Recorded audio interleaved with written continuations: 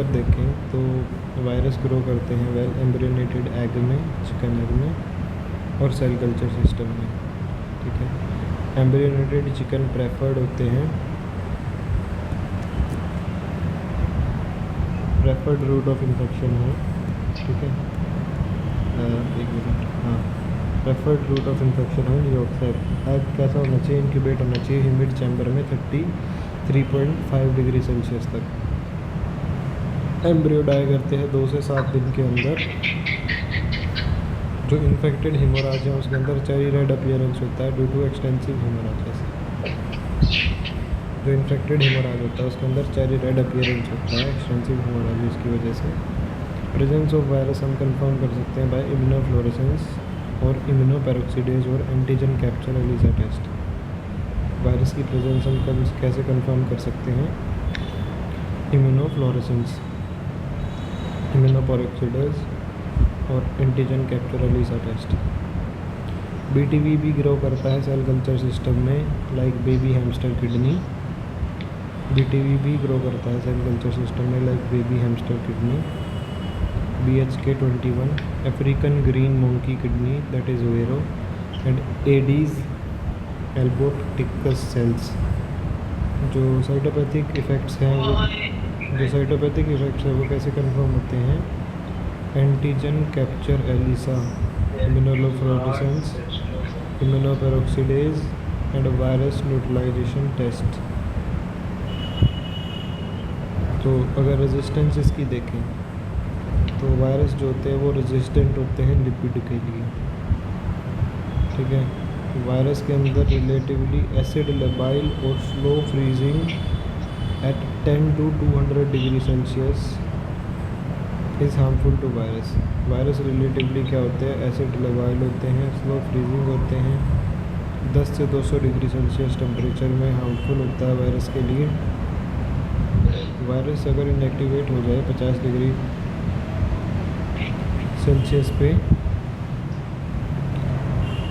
50 degree Celsius पर 3 hours, मतलब अगर 3 घंटे के लिए 50 डिग्री सेल्सियस दे दे तो वायरस इनएक्टिवेट हो जाएगा। 60 डिग्री सेल्सियस दे दे तो 15 मिनट के लिए तो भी वायरस क्या हो जाएगा? इनएक्टिवेट हो जाएगा। बीटा प्रोलैक्टिन, आइडोफोर्स, फिनोलिक कंपाउंड भी इनएक्टिवेट हो जाते हैं वायरस के अंदर। वायरस बहुत ज़्यादा स्टेबल होते हैं प्रेजेंस ऑफ प्रोटीन में और ईयर्स तक सर्वाइव कर सकते हैं 20 डिग्री सेल्सियस पर। स्ट्रेन अगर देखें, ठीक है, तो 14 सीरो ग्रुप्स होते हैं और ये सीरो ग्रुप्स टोटल इसमें 24 सीरो टाइप्स होती हैं। ठीक है, सीरो ग्रुप डिफ्रेंशिएटेड होते हैं इम्यूनोलॉजिकल टेस्ट से जो आइडेंटिफाई करते हैं वायरल प्रोटीन को, और जो यूनिक होते हैं हर एक सीरो ग्रुप के लिए। मोस्ट सीरो ग्रुप क्या होते हैं? इम्यूनोलॉजिकली डिस्टिंक्ट होते हैं, बट उसमें कंसिडरेबल क्या होता है? क्रॉस रिएक्शन होता है between members of BT and EHD। इसमें टोटल 14 सीरो ग्रुप होते हैं। ये सीरो ग्रुप के अंदर 24 सीरो टाइप्स होते हैं। सीरो ग्रुप्स जो हैं वो डिफ्रेंशिएटेड होते हैं इम्यूनोलॉजिकल टेस्ट पे और आइडेंटिफाई करते हैं वायरल प्रोटीन। इसमें एक यूनिक सीरो ग्रुप होता है। मोस्ट जो सीरो ग्रुप है वो इम्यूनोलॉजिकली डिस्टिंक्ट होते हैं। कंसिडरेबल क्रॉस सेक्शन होता है between member of BT and EHD।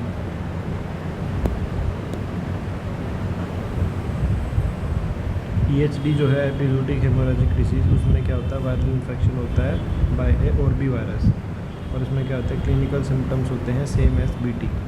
ठीक है, तो अगर ट्रांसमिशन एंड होस्ट इफेक्टेड देखें तो BTV इन्फेक्शन ट्रांसमिट करता है बोथ वाइल्ड और डोमेस्टिक रूमिनेंट्स में और कैमेलिड्स में from the bite of vector mesogenous Culicoides. ठीक है, किसकी बाइट से? Vector mesogenous कूलिकोइड्स। कूलिकोइड्स एक्ट करता है biological vector for BT। Culicoide as a biological vector for BT भी एक्ट करता है। एक्सपेरिमेंटल स्टडीज़ क्या शो करती हैं? Ticks are also capable of mechanically और बायोलॉजिकली ट्रांसमिटिंग BT। ठीक है, एक्सपेरिमेंटल स्टडीज़ क्या बताती है कि जो ऑप्टिक्स हैं, वो भी क्या होती है, कैपेबल होती है मैकेनिकली और बायोलॉजिकली ट्रांसमिट करने के लिए बीटीवी को, ठीक है। देन वायरस को ट्रांसमिट करते हैं सेक्सुअली इन्फेक्टेड सीमन में, एम्ब्रियो में, embryo technology and transplacentally from dam to offspring. Virus को ट्रांसमिट करते हैं सेक्सुअली इन्फेक्टेड सीमन में, एम्ब्रियो में, ठीक है, और transplacentally from dam to offspring. तो मैकेनिकल जो ट्रांसमिशन है वो किसके थ्रू होता है, current BT through use for contaminated needles. Mechanical transmission भी होता है बीटी में through use of contaminated needles and equipment contaminated with blood of infected animals, ठीक है। जिसमें क्या होता है, इक्विपमेंट कंटामिनेटेड होते हैं with blood of infected animals. तो ट्रांसमिशन बाय ग्लूकोइड्स कैसे होता है, is most common method in the spread of BT. Transmission by Culicoides कैसा होता है, मोस्ट कॉमन मेथड होता है स्प्रेड ऑफ बीटी में। इसमें ग्लूकोइड वेक्टर्स जो होते हैं वो इन्फेक्ट करते हैं एनिमल्स को मोस्टली ड्यूरिंग मिड समर, ठीक है, और रेनी सीजन में, जब क्या होता है मोस्ट एक्टिव टाइम होता है। जो होस्ट की रेंज है बीटीवी की वो बहुत ज़्यादा ब्रॉड है, ठीक है। इसमें क्या इंक्लूड करता है, सारे के सारे रूमिनेंट्स इंक्लूड करता है। इन्फेक्शन इसमें क्या होता है, वेल प्रोनाउंस होता है शीप में, followed by other domestic and wild ruminants, ठीक है। इसमें other domestic and wild ruminants होते हैं, जिसमें गोट होता है, कैटल होता है और डियर होता है। कैटल कैसे एक्ट करता है, रिजर्वायर ऑफ बीटीवी एक्ट करता है। इंपॉर्टेंट लाइन पढ़ते हैं। वायरस एप्लीकेट करता है साइटोप्लाज्म में, देन एंटर करता है सेल के थ्रू एंडोसाइटोसिस, पार्शियल अनकोटिंग करता है, बीटीवी इनएक्टिवेट होता है, फिर कंप्लीट अनकोटिंग होती है, फिर नीचे आ जाए सीधा transcription occur in 2 stages, primary और सेकेंडरी। जो नेगेटिव स्ट्रैंड है वो ट्रांसक्राइब होते हैं, और इससे क्या होता है, synthesis of positive sense mRNA which are capped inside the core, ठीक है। जो नेगेटिव सेंस स्ट्रैंड है वो ट्रांसक्राइब होते हैं और क्या बनाते हैं, पॉजिटिव सेंस mRNA लीव करते हैं कोर को और ट्रांसलेट होते हैं साइटोप्लाज्म में। जीनोम इसका कैसा होता है, रेप्लिकेटेड होता है साइटोप्लाज्म में और इन ए कंजर्वेटिव फैशन में। जीनोम mRNA लीव करता है कोर को, ट्रांसलेटेड होता है साइटोप्लाज्म में, जीनोम रेप्लिकेटेड होता है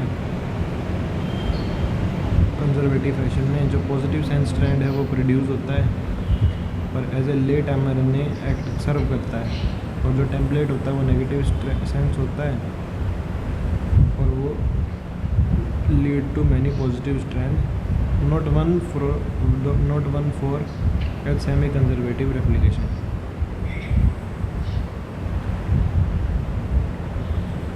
तो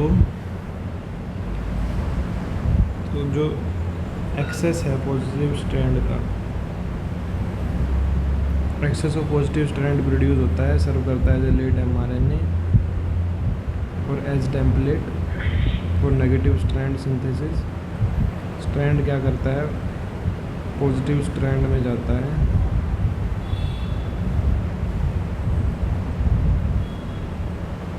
जो मैकेनिज्म है इसका रिस्पॉन्सिबल, उसमें क्या होता है, segregation of various genomes, segment into developing particles is not known. यानी कि लिख रखा है देख, डिसीज़ को सोर मसल बोलते हैं, सूडो फुट माउथ डिसीज़ बोलते हैं। इंक्यूबेशन पीरियड इसका 7 से 10 दिन का होता है, ठीक है। वायरिमिया 4 दिन के अंदर हो जाता है। फिर सीधा इस पे आ जा, bluetongue clinically manifested as 2 syndrome, 2 syndrome होती है इसमें। Vascular affection of several organ system, particularly oral and buccal mucosa and reproductive syndrome. इसमें टोटल 2 सिंड्रोम होते हैं इसमें। पहली जो होती है जिसमें क्या होता है, वेस्कुलर अफेक्शन होता है ऑर्गन सिस्टम का, पर्टिकुलरली ओरल और बक्कल म्यूकोसा का।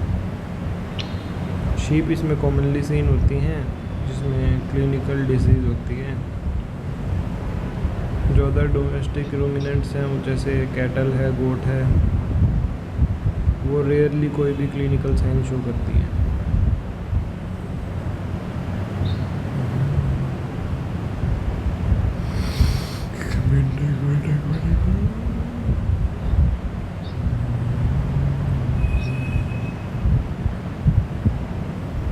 फिर कैटल में देख जो डार्क पार्ट है वो पढ़ेंगे। माइल्ड हाइपरीमिया होता है बक्कल कैविटी में, कॉर्नरी बैंड के अराउंड वेसिकुलर लीजन्स होते हैं जो अल्सरेशन करते हैं बक्कल म्यूकोसा में। डर्मिस थिक हो जाता है, प्रोमिनेंट फोल्ड हो जाते हैं सर्वाइकल एरिया में, ड्राई क्रस्ट या एक्जुडेट बन जाता है, lead to meeting of hair in affected area, meeting हो जाती है हेयर्स में। हूफ लीजन एसोसिएटेड होता है लिमनेस से। अर्ली एम्ब्रियोनिक लॉस जो है वो डिक्रीज़ करता है रिप्रोडक्टिव एफिशिएंसी को। और more frequently seen manifestation of disease in cattle. और मोर फ्रिक्वेंटली कहाँ दिखता है मैनिफेस्टेशन ऑफ डिसीज़ कैटल में, और सीवियरली अफेक्ट करता है काफ को और मिल्क प्रोडक्शन को। शीप में इनिशियल राइज होता है टेम्परेचर का, एक्सेसिव साल्वेशन होता है, फ्रथिंग होती है, माउथ डेवलप करता है, एसोसिएटेड होता है हाइपरीमिया पे। जो स्वेलिंग है बक्कल की और नेज़ल म्यूकोसा की, वो उससे क्या होता है, इरोजन और अल्सरेशन होता है। इनिशियल राइज इन टेम्परेचर होता है, एक्सेसिव साल्वेशन होता है, फ्रथिंग होती है माउथ पे,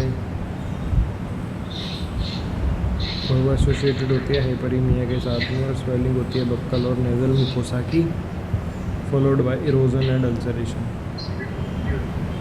एनिमल जो रिकवर करते हैं उसके अंदर डार्क लाइन होती है in the wall of hoof. Lesions जो माउथ में होते हैं, और रिलक्टेंस होती है मूव करने के लिए। नेक्रोसिस होती है स्ट्रिप्ड मस्कुलेचर की, जिसकी वजह से वीकनेस होती है।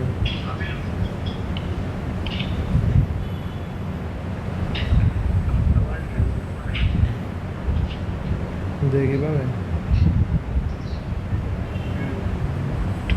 लेजेंस होते हैं माउथ में, रिलक्टेंस होती है मूव करने की, नेक्रोसिस, ऑस्ट्रिएटेड मस्कुलेचर होता है, लीड टू वीकनेस, डिप्रेशन होता है, वेट लॉस होता है, पार्शियल और कंप्लीट शेडिंग ऑफ वूल होता है। ठीक है। रिप्रोडक्टिव फॉर्म जो है डिसीज़ की वो वेरी करती है। अबॉर्शन होता है, स्टिल बर्थ होता है, वीक डमी लैम्ब होता है। अगर लेजेंस इसका देखें तो उसमें ओरल कैविटी, डाइजेस्टिव सिस्टम, इसमें फोकल पेटेकियल हेमोराजेस होते हैं जो कि प्रोग्रेस करते हैं grey necrotize debris over erosion. Ulceration होती है लिप्स पे।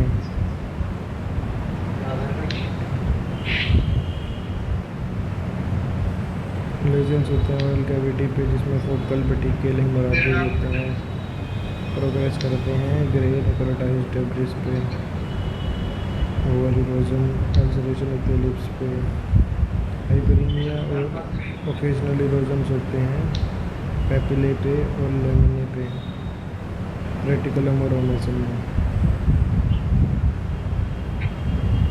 हेमोराजेस बेस पे होते हैं पल्मोनरी आर्टरी के। स्किन क्या होती है, डर्मल और सबक्यूटेनियस एडिमा होता है हेड के अंदर। ईयर के अंदर इरेगुलर रैश बनते हैं जिसके अंदर सीरस और क्रस्टी एक्टिवेट होते हैं स्किन के। डायग्नोसिस पे आ जाए सीधा। फील्ड डायग्नोसिस होता है न्यूबॉर्न लैम्ब को congenital with congenital BT have hydroencephaly और प्रोएनसेफेली। तो फील्ड डायग्नोसिस करते हैं, सीरोलॉजिकल टेस्ट करते हैं जिसमें आगार जेल इम्यूनोडिफ्यूजन टेस्ट करते हैं, कॉम्पिटिटिव एलिसा करते हैं, डिफरेंशियल डायग्नोसिस करते हैं। बस यही सब है। प्रिवेंशन एंड कंट्रोल में यही है कि वेक्टर कंट्रोल करो, वाटर मैनेजमेंट करो, इंसेक्टिसाइड यूज़ करो, लार्विसाइड यूज़ करो, इंसेक्ट रिपेलेंट यूज़ करो, वैक्सीन यूज़ करो, यही चल रहा है।